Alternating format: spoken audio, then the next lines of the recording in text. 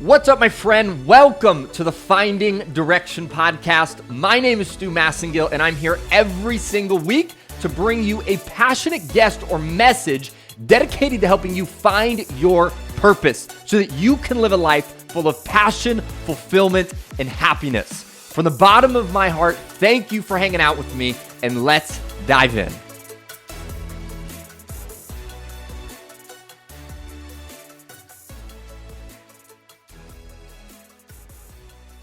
What's up, my friend? Welcome back to the Finding Direction podcast. I am so excited for you here to this episode. This is one of those that I get done recording, and this is the reason that I have this podcast, is for guests like this, conversations like this.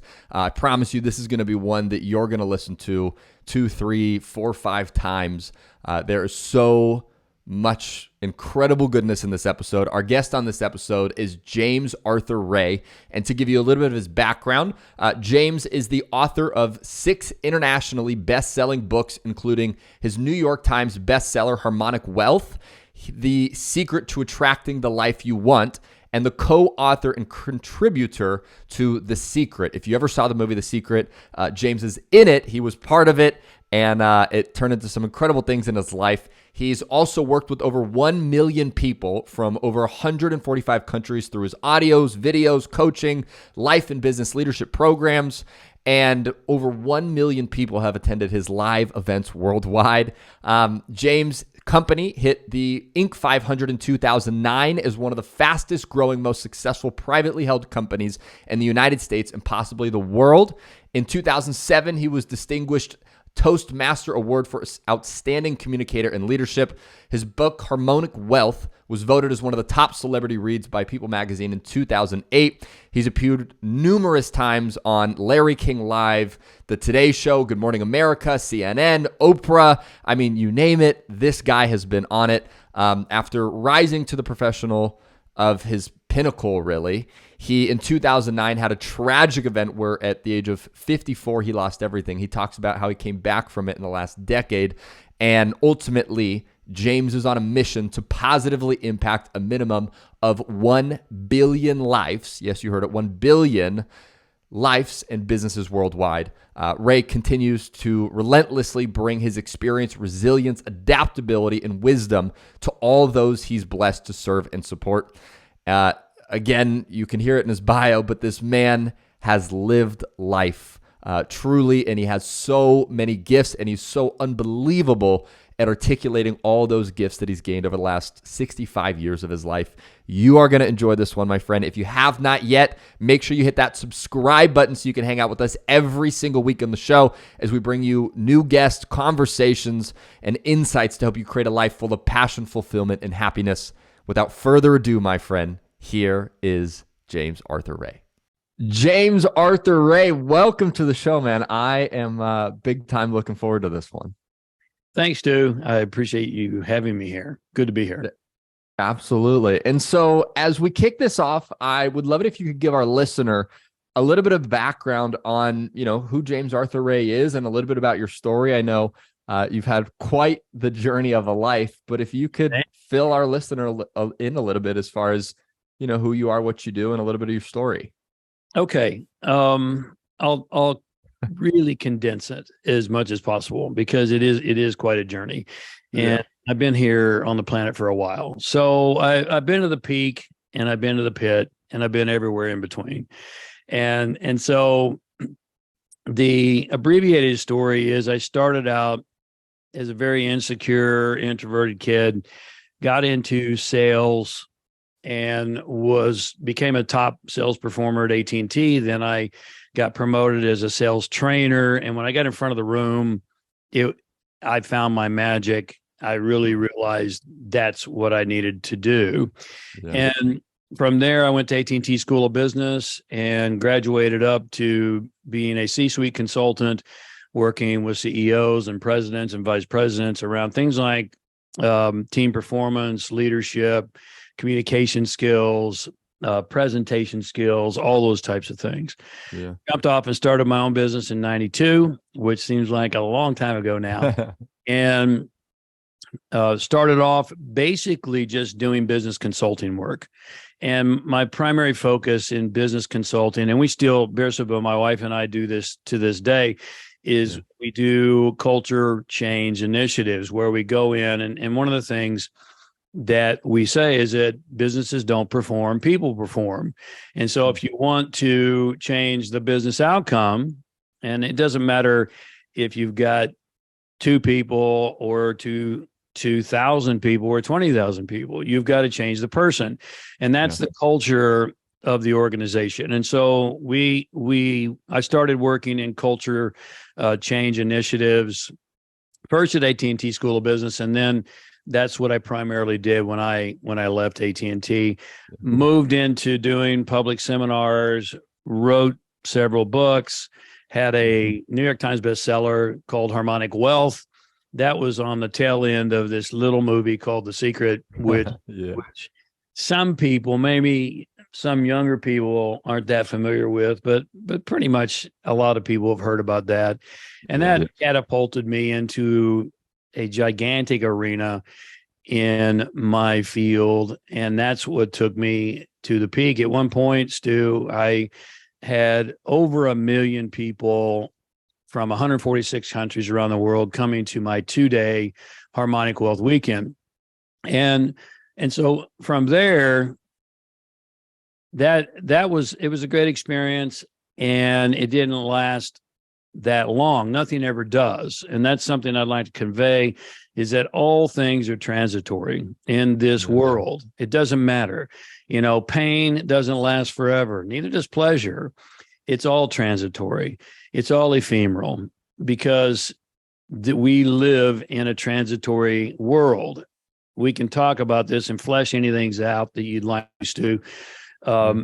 From there, though, I lost everything. My team, my company, and I were involved in a 5-day retreat in Sedona in 2009, which maybe you're familiar with, and 3 of my clients in a sweat lodge activity that we had performed for 5 years running. It was an experiential learning event that was like the sizzle on the steak. It was a 5-day, it was the last day, and it was kind of a graduation celebration.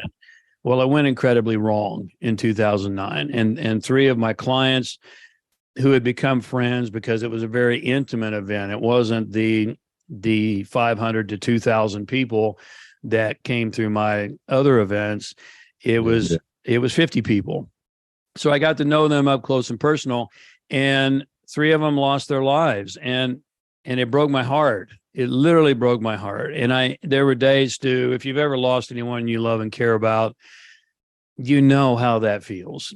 I mean, the emptiness, the loss. And what made it worse was it happened on my watch. And so I'd invested my entire life, my entire career, attempting to help and empower individuals, or help them empower themselves. And they lost their lives. It was the antithesis of anything that I'd ever desired or lived for.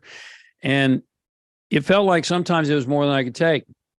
Well, I could take more, because it kept coming. Not only did I lose 3 friends that I loved and cared about, but the state of Arizona charged me with a crime. They charged me with manslaughter, which, quite frankly, is ludicrous, if I may say.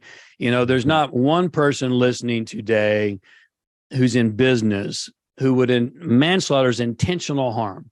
There's not one person who would intentionally harm his or her clients and think they're going to stay in business, much less stay in the world. Yeah. And I was shocked. At that point, Stu, I was the precursor to what's going on in the world today. If you look at what's going on in the world right now, we're realizing as a populace that the media has lied to us. They've lied to us a lot. They've suppressed a lot. They've hidden a lot. They've manipulated a lot. Well, guess what, Stu? Those of us, and I know you've got worldwide listeners and viewers, those of us, at least who grew up in America, we're told that would never happen in America. Especially my generation. If the news tells you something, it's true. Yeah. Well, it wasn't true. And we don't have time today to to go through all the issues, but there were so many things that started happening in the media. I went from being on Oprah twice, being on Larry King twice, to being on the Today Show at least once a month for many months running. I was the hero. Everybody wanted a piece of me. And I went from that to being the villain. And I was literally crucified by the media. I could not believe it. It blew my mind, and it rattled the foundation of who I thought I was and what I believed this country was and what I believed this world operated as. Well, long story short, manslaughter was ludicrous. I went through a 4-month trial. It was anguishing. They wanted 30 years. And fortunately, the jury could not find one shred of evidence for intentional harm. I mean, come on. Yeah. That's not what I'm about. And so what they did decide to do was a lesser inclusive, which was called negligence. I own that I don't know if you've read my latest book, The Business of Redemption, but the very first chapter is entitled, I Am Responsible. Yeah. And, I own that. Negligence says things could have been done better. Yeah, I wish they would have been. Negligence said some things were overlooked. Yeah, I agree. I wish they hadn't have been. Negligence says that things should have been different. Yes, I agree. My God, every single day I think about that. And I've anguished a lot over that. This issue now is almost 11 years old. But it's still fresh within me, and it will be for the rest of my days. So I own that, and I didn't get 30 years, thank God. I got 2 years, and I went to prison. I lost everything. I lost my life savings. I lost my dream home. I lost all my friends, every single person in the industry, with one exception, Bob Proctor. Tuck tail and real. Bob Proctor. Bob Proctor was one of my early mentors way back in the early days, and God bless him. God rest his soul. Yeah. Every single other person who was in the industry didn't even reach out and say, hey, how you doing? Or hang in there, or how can I help? Not one of them, Stu, not one. And I know all of them. And just previous to that, they were all like, boy, they wanted to work with me, and they wanted a joint venture with me. And so I've had a lot of forgiveness to do and a lot of learnings through pain. Pain is the mother of all growth.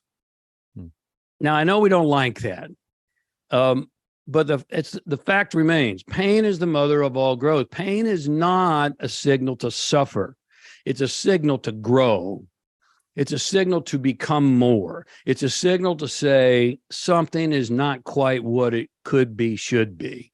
Yeah. And so we need to learn to master our lives. We need to learn to master pain and to embrace the pain, not to anguish in it and to suffer, but to say, okay, something's off here, and I need to make some adjustments. Well, I came out of prison in 2013. I was standing in the desert of Arizona. I was 54 years old, and I had lost 40 pounds I didn't need to lose. I had periodontal disease. I was an emotional and mental wreck. I was alone, and I was $20 million in debt. 2013. All right, 10 years ago. 20 million, and I was homeless. I was literally homeless, alone, homeless, $20 million in debt, 54 years old. Nobody wants to be standing there, even at 30, And so, Stu, I had to get my head on. I had to say and to come to a point where I asked myself, what are you going to do in the next chapter of your life? Because I'm not done, I'm not done. What are you going to do with the rest of your life? And here's the thing that's really important, and it really fits into the theme of your show, which I love, is nothing. You're not going to love how you get there, but nothing gets us to the heart faster and deeper than a crash and burn and a crisis. You know, we grow the most in the crucible of challenge. We don't grow the most, smelling the roses and drinking the fine wine. We grow the most in the crucible of challenge. That's what brings out the best in us. That's what shows us our mettle or lack thereof. That's what tells us to strengthen our spine and to step up and to get going. And that's what I had to do. And so consequently, fast forward now, 10 years later, it's been a heck of a ride. $20 million in debt would choke anyone, really. Yeah. It was and homeless. And so obviously I'm not homeless anymore. And and I'm not alone anymore. I'm married to the most amazing woman on the planet, who is my greatest supporter and my business partner. We do almost everything together now. Yeah.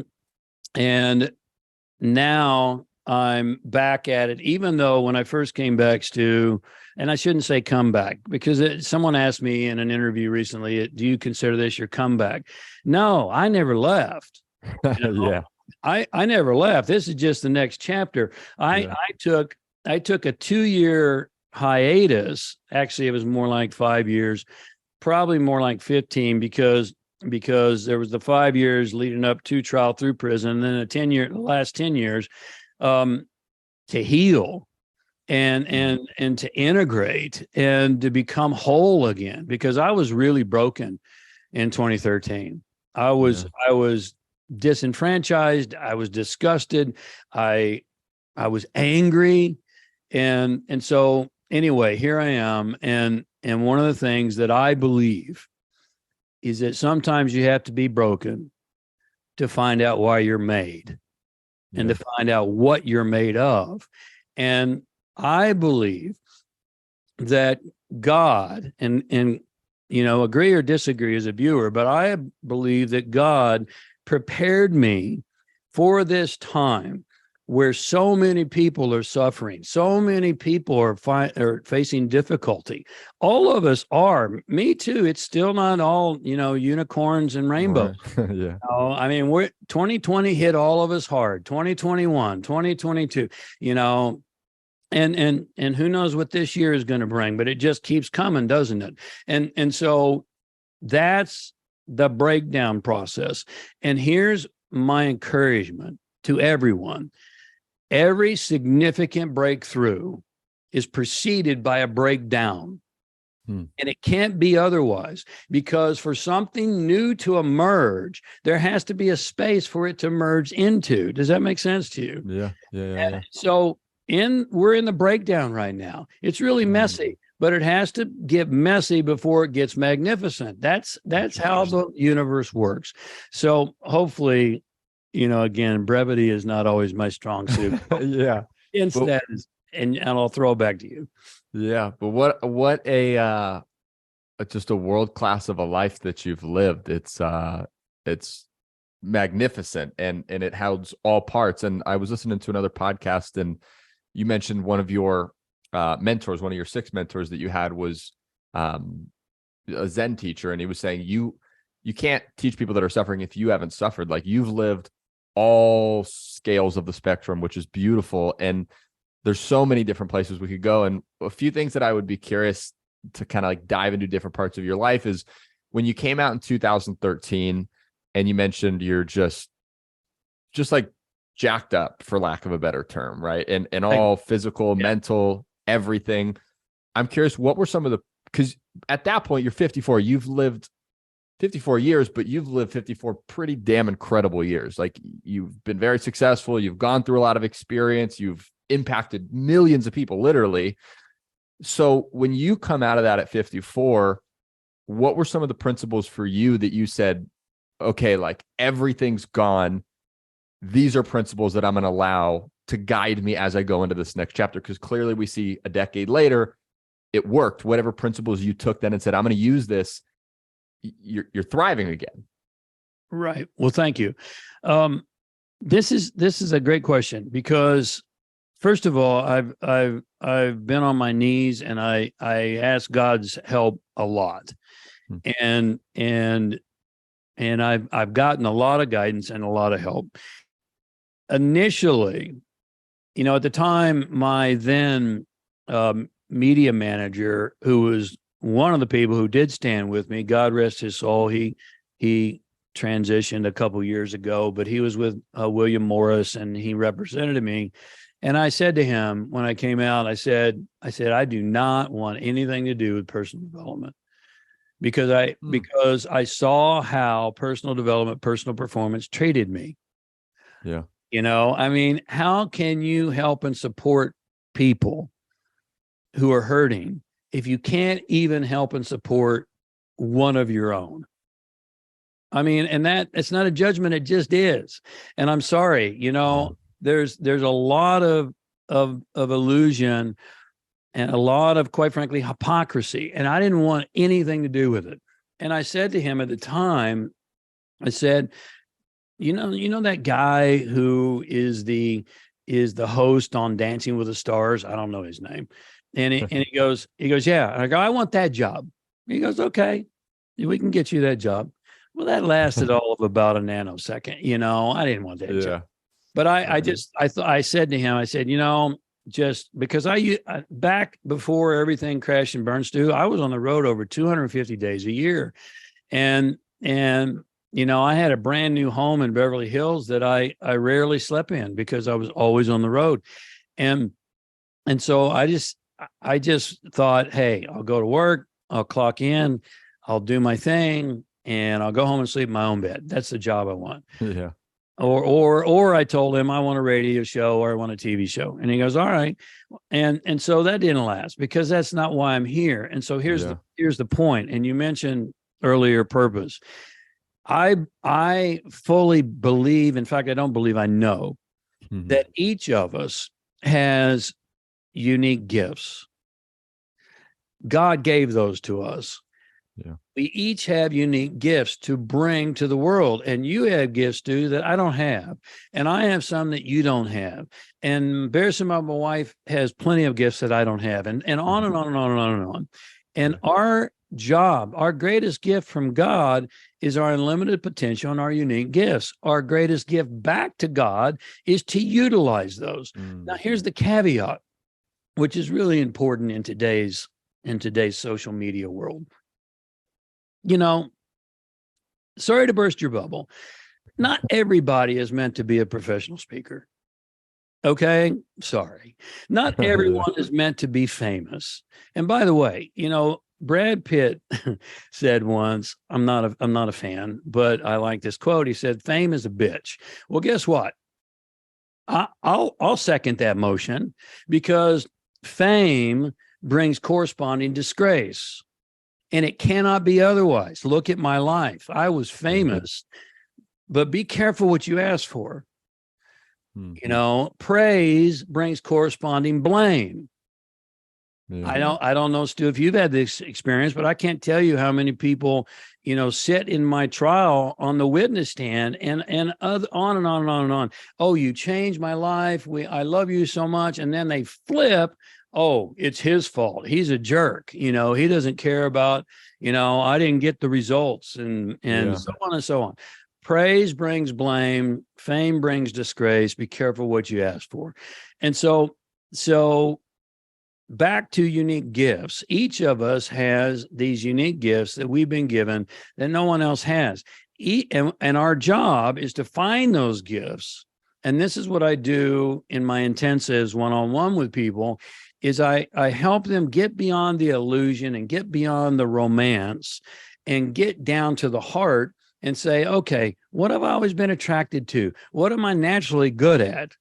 Now, just because you're naturally good at something doesn't mean you're going to be masterful at it. You're not. Right. Dr. Anders Ericsson tells us it takes a minimum of 10,000 hours to develop any kind of mastery. And so you do have this seed of greatness within you, and it's got to be developed. It's got to be coddled. It's got to be planted. If we use that metaphor, it's got to be watered. It's got to be weeded. It's got, all those things so that it will blossom into this mighty oak. And so you're always going to be happiest and most fulfilled when you're living in alignment, utilizing your unique gifts, because we're all hardwired to be great. Yeah. So let me ask. Go ahead. Let me ask this: how does somebody find that? Because I mean, I 100% second what you're saying. It's, you find that, you live in alignment with it, life's great. But I think the big, massive question mark of the room is people going, well, okay, this sounds great, but how the hell do I find that thing? Yeah, it's a great question. And one of the things that I utilize with my clients, Stu, is I call it beginning at the beginning. I'll use myself as an example. So I had a father that, unlike many fathers say real men don't cry. Walk it off, suck it up, be a man. And there's a whole movement around this be a man thing. Don't get me started, because a man does whatever the heck he wants to do, period. He's not stuck into a cliche. Now, do I believe that a lot of men in today's world need to man up? Yeah. Do I believe that they need to stop, being so soft and victimized? Absolutely. But that's a whole nother conversation. Yeah. My dad said to me, not men don't cry. He said, men do whatever they choose to do, whatever they feel. Now that's very different than most dads in my experience.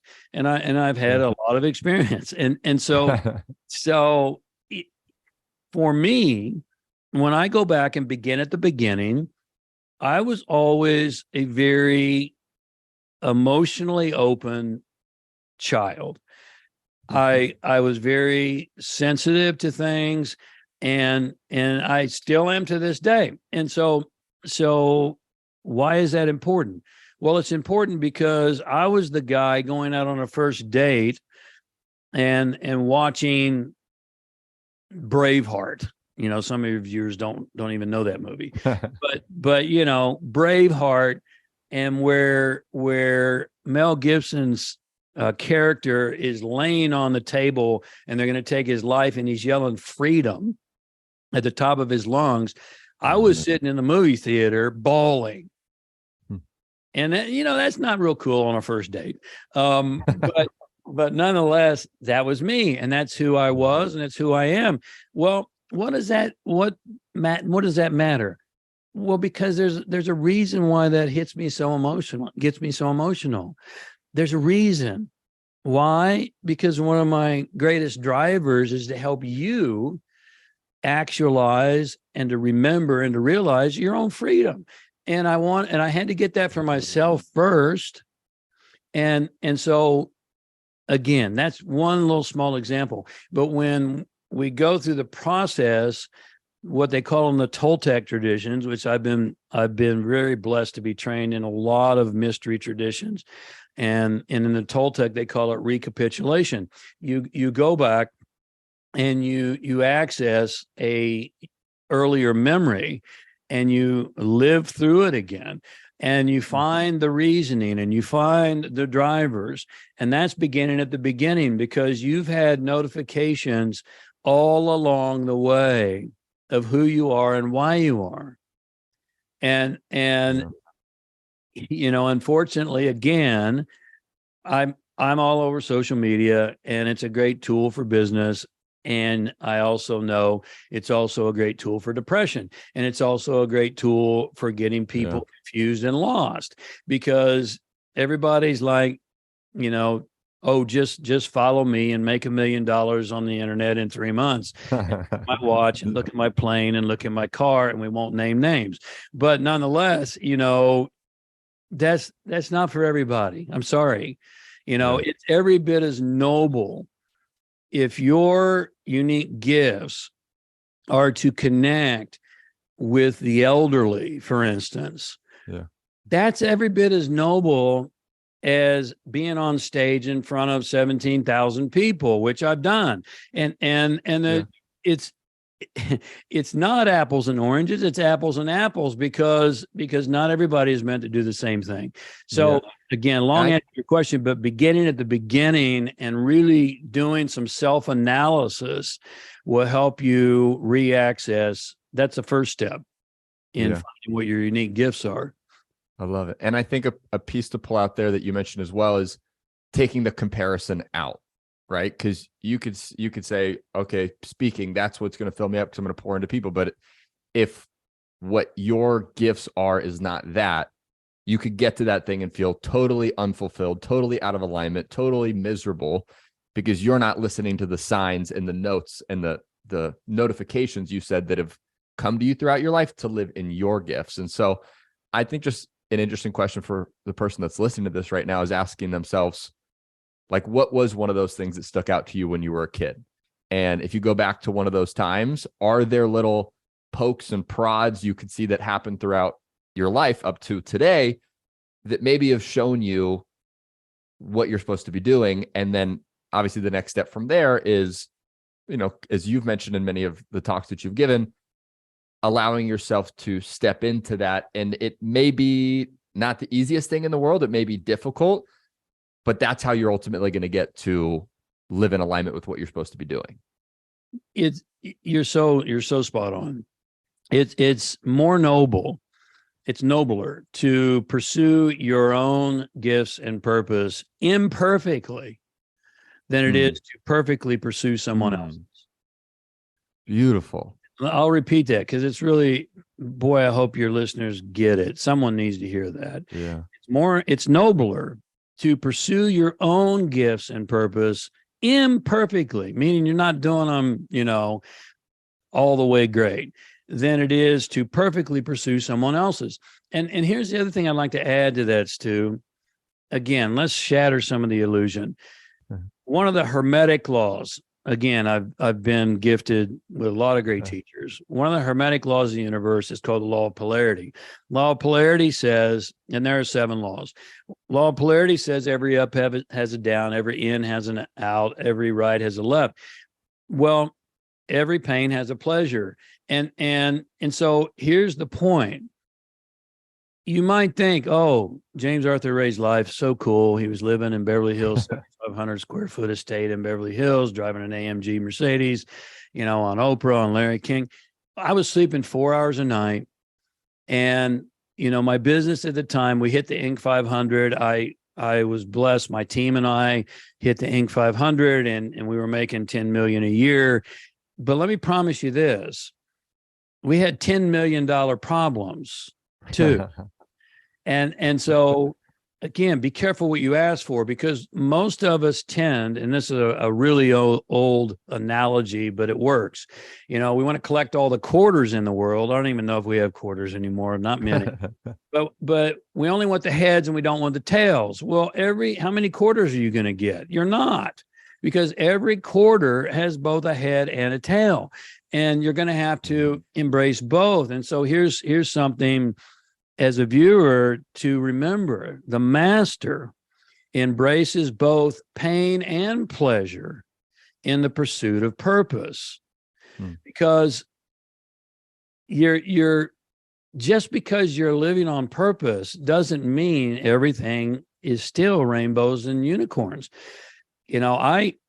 My life was very complicated and very, making 10 million a year. Oh my God, isn't that awesome? Yeah, it was. And it was also awful, because I was only getting 4 hours of sleep and I had people calling at me and I was never at home.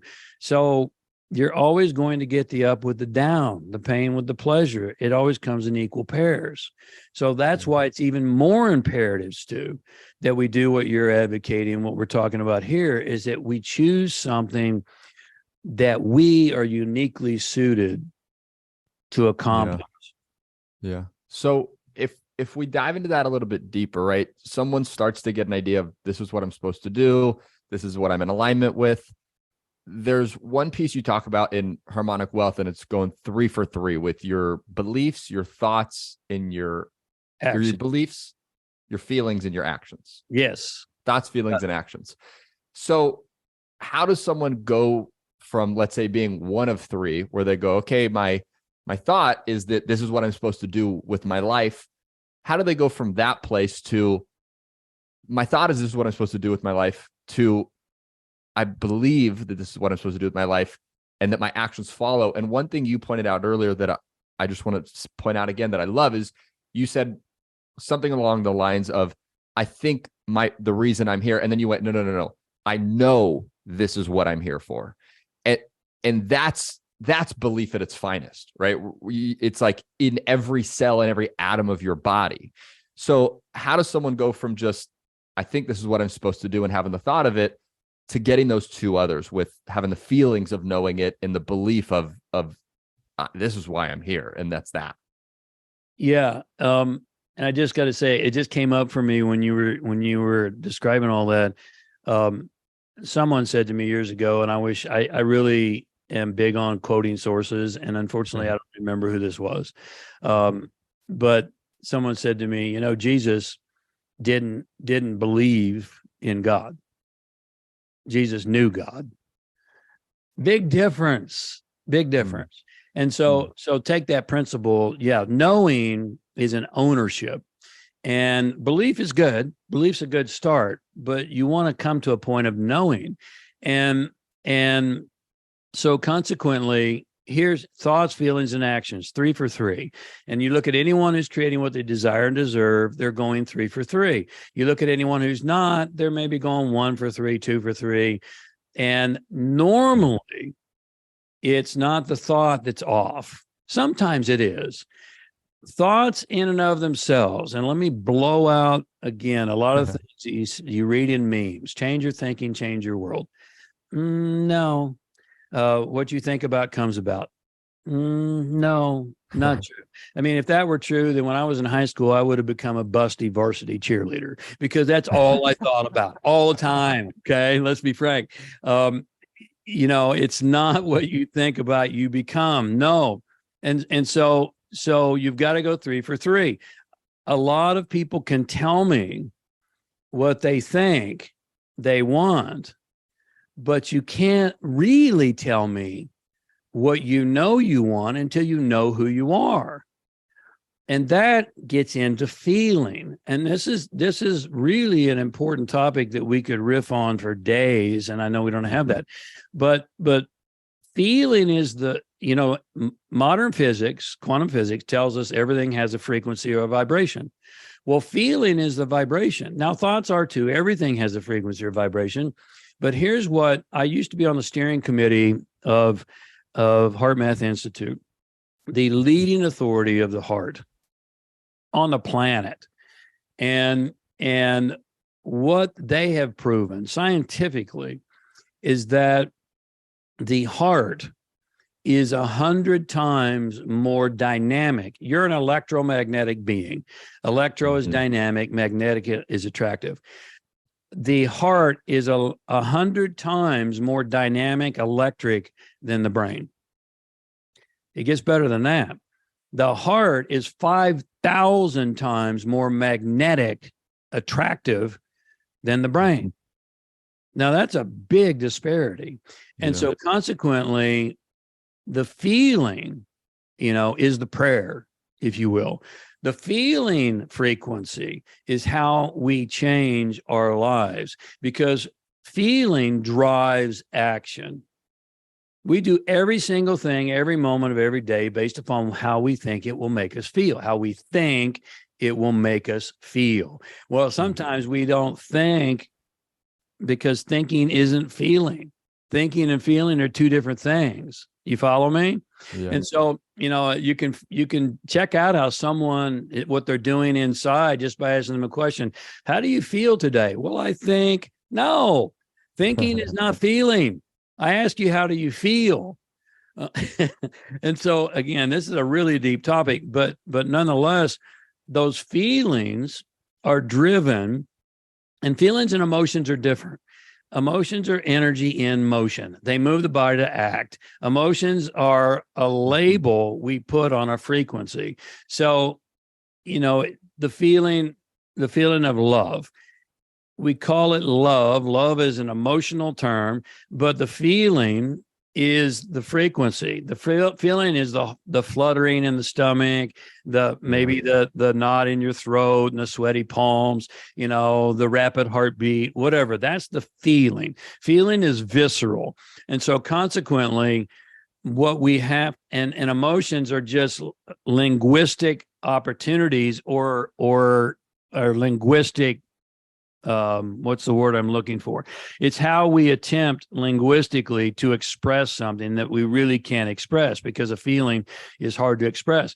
And so, so back to your question, if we understand the heart is the feeling center, 5,000 times more magnetic and attractive and 100 times more dynamic than the brain, then we got to get into the heart. We've got to get into the feeling. Now, here's the rub, is that your feeling mind is your unconscious mind, which means it's totally out of your awareness. And so what's driving, according to psychology, 95% of your behavior every moment of every day is your unconscious.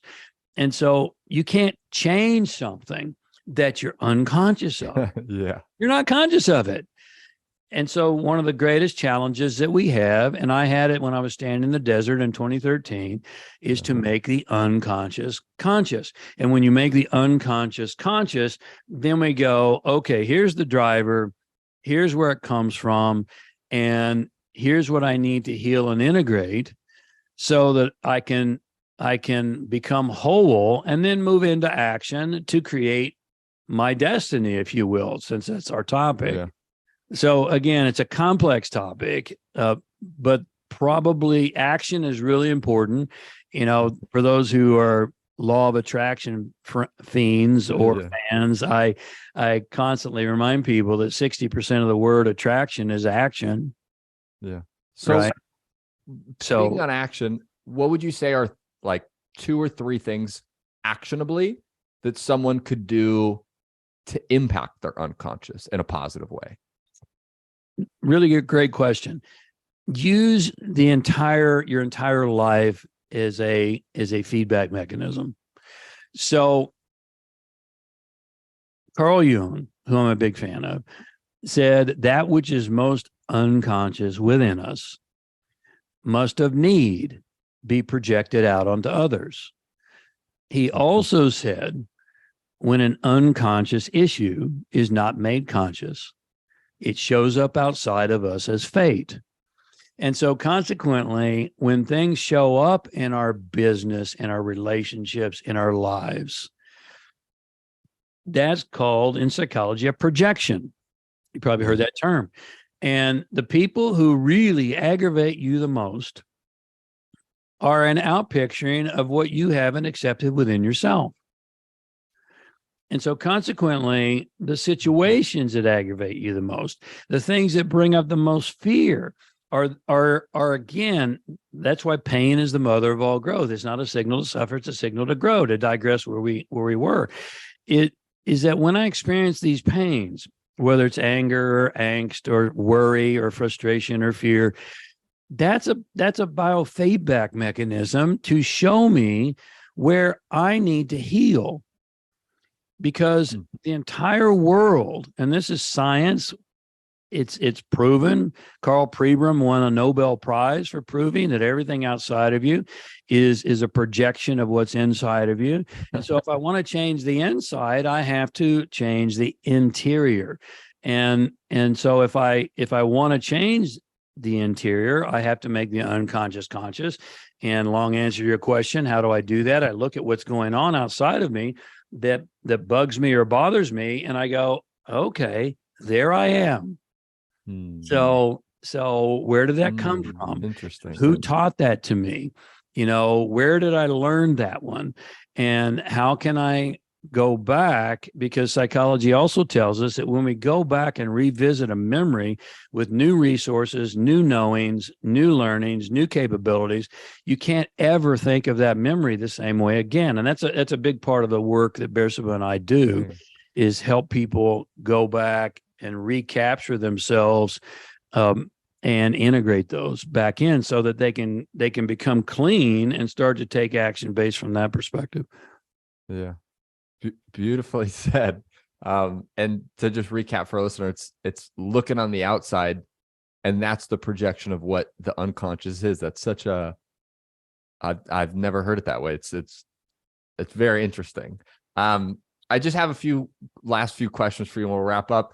One question that just popped into my head is like, and maybe this is a long answer, maybe we can keep it short, but how would you say our listener can live as much life as you've lived? Because you've lived, like the definition of living, you've done it, you have done it beautifully. So, someone's listening to this, they're in their 20s, their 30s, they're going, okay, I got a lot of life left. How does someone live as much life as you've lived? Couple things. First of all, and we have a proprietary model that we call the 5 dimensions of leadership and performance. And whether we're going into a business or whether we're working one-on-one with an individual, those 5 dimensions are impacting every single thing in a business, every single thing in your life. And I won't go into all 5 of those, but one of those is physiology. And this is really important, fancy word for your body. If you want to live a full life, you need to be around for a while, right? Yeah. And you need to be around, not decrepit, just barely scraping by and tired and worn out and old. I've been on this planet 65 years now, and I'm just getting started. I get up at 3. I've been up since 3 a.m. this morning, Stu, and I'll go. We have a live session tonight at 6 p.m. our time, and I'll go. I'll be going all day long, and I do that every single day. And the reason I do that, and I'm capable of doing that, there's a lot of factors. But your diet is really important. You first of all, you will never ever, first of all, listen to how I choose my language. Language is powerful.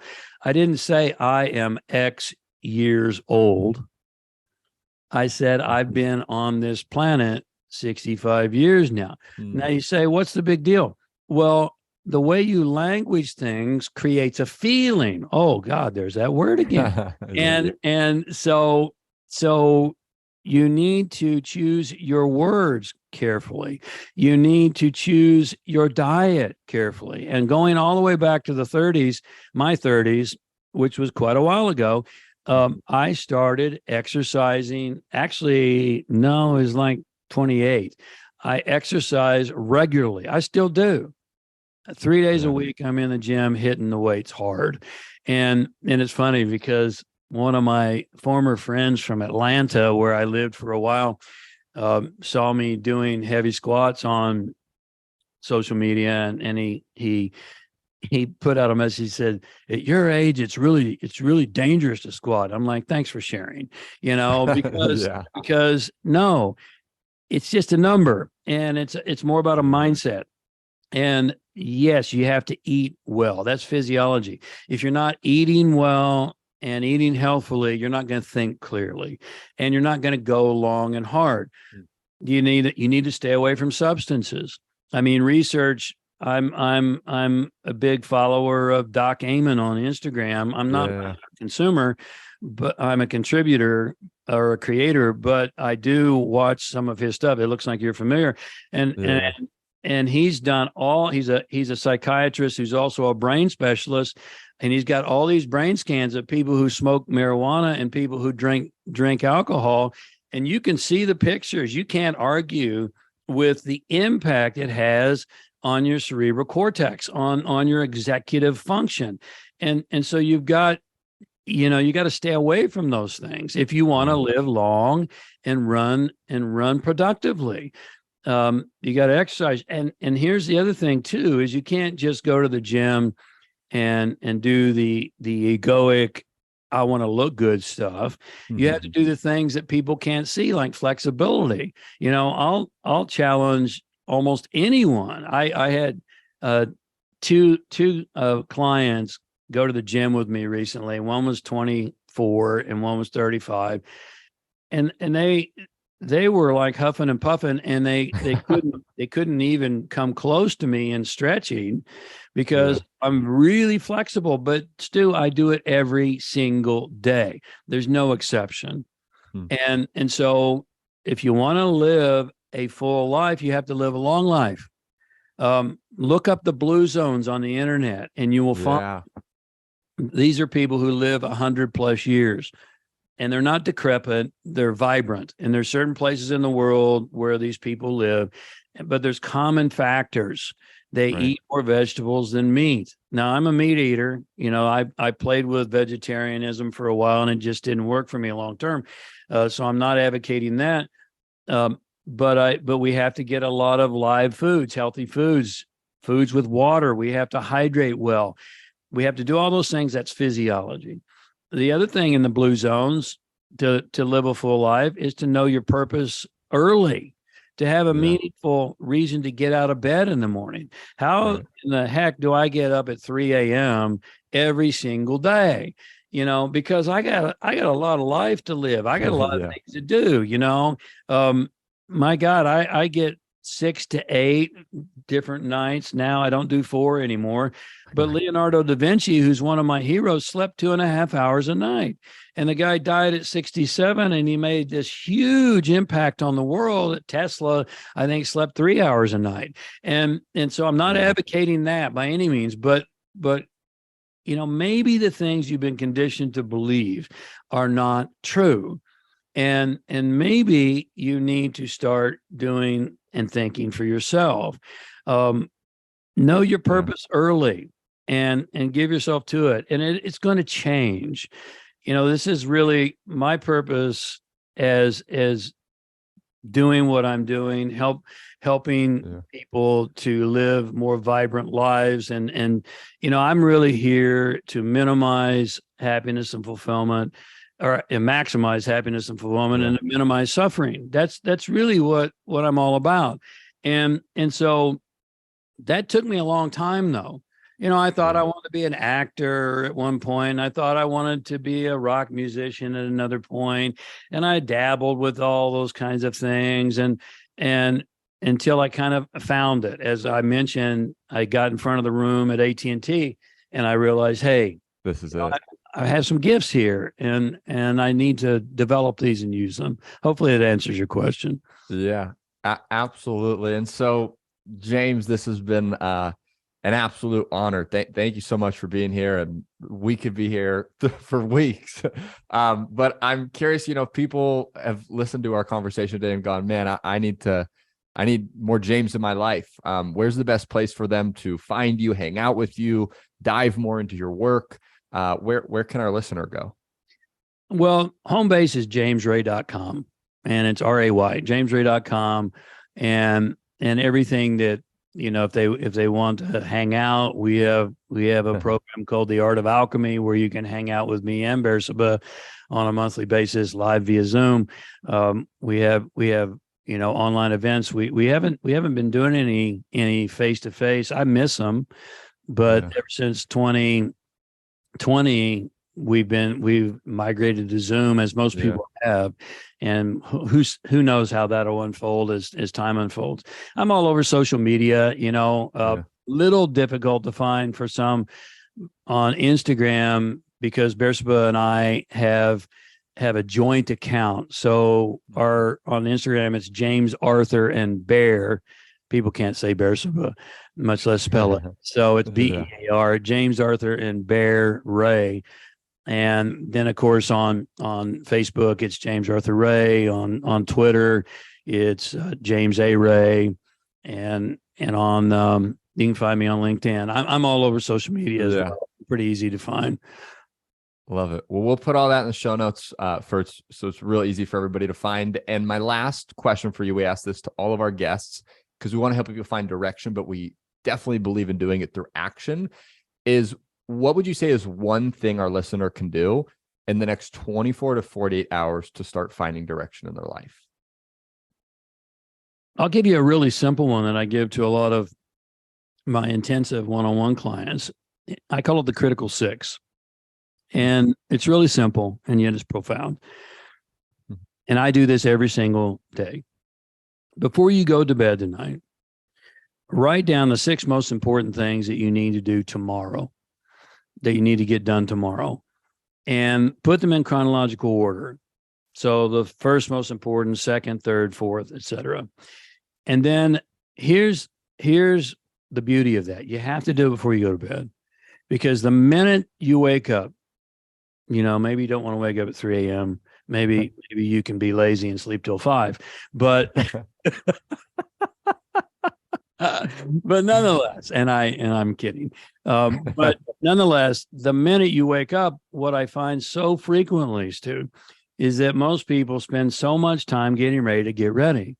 And so when I wake up, I'm ready. I know exactly the 6 most important things I need to do today. One of them was talk to Stu. And I don't have to second guess. I don't have to plan. I don't have to eat up time getting ready to get ready. And so you work on the first thing until you get it done. And then you don't go to 2 until you get 1 done. And then you go to 2 and you work on 2 until you get it done. And you don't go to 3 until you get it done. Now, there's the exception to that is that if someone else has a responsibility that's part of it, then sometimes you have to wait on them to fulfill their part too. But this kind of organization, if you look at the structure of genius, which I've studied immensely, every single genius, I'm talking about Da Vinci, I'm talking about Picasso, people of that caliber have a system and a structure, and they follow it. My life is very structured. I don't pull anything from the hip, And so if you can write down your critical 6, you won't get them all done. I don't. So you might only get the first 4 done today. So then what you do is you take number 5 and 6 and you roll them over to tomorrow, and they become number 1 and 2. And then you keep this rolling list. I guarantee you, I've shared this with hundreds of thousands of people, and it's simple, but it will make a huge difference. And you go, well, I don't know what my purpose is yet. Well, go as far as you can go, and you'll see how to go farther. Do what you need to do now, and you'll see what to do later. But you need to only do it a day at a time with your critical 6. Hopefully that's helpful. Yeah. Beautiful and extraordinarily actionable. So thank you so much for that, James. I said it before, I'm going to say it again. It's been an honor to have you on the show. Thank you so much for being here. I have beyond enjoyed this conversation. I'm going to listen to it 2, 3, 4 times over. I encourage all of our listeners to do the same. But thank you so much for being here. We all have gained so much from this, and just thank you for being you and living your life. Thanks, Stu. Keep doing great work. World needs you. Thank you. Congratulations, my friend, on crushing it through another episode here on Finding Direction. Make sure you give yourself a pat on the back, a round of applause, because you are one of the few who is not willing to settle for less than a life that lights up your soul, and that is absolutely something worth celebrating. I want to say thank you so much for joining me on this episode. I know you received some value there, and more importantly, I hope you go take that wisdom and go apply it to create a life that you truly love. If you enjoyed this episode, I would be so grateful if you could leave us a quick review on iTunes and let us know what was the biggest nugget you took. What was one of your favorite things, or what are you doing from this episode action-wise to create a better life for yourself? It helps us get this show in front of more people, get better guests, and ultimately create a better show for you. Again, thank you so much for being here. I hope you have an unbelievable, outstanding, incredible rest of your day. And if you don't feel like going anywhere, don't feel like you need to, I have another episode coming up right after this, and you can hang around for that one coming up shortly. Thank you, my friend. I'll talk to you soon.